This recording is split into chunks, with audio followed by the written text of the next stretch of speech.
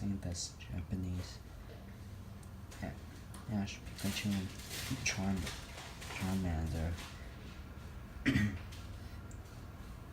But a figure set. So yeah, here's the box itself. Nothing much, just Japanese order shit. So yeah, there's the figure right there. So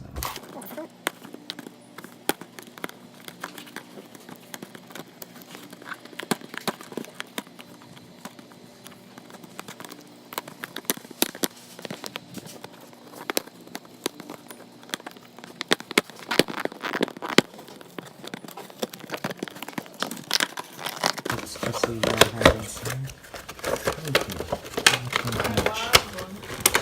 Okay, so here's what we got in the box. So we basically have the figure itself with Ash, Pikachu, and Charmander, and the stand down here. So let me just pop it open. Ah, really?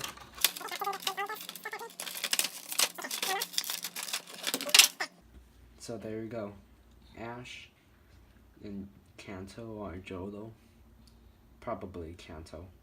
Pikachu and Charmander. And we also have this stand over here. So let me just attach it.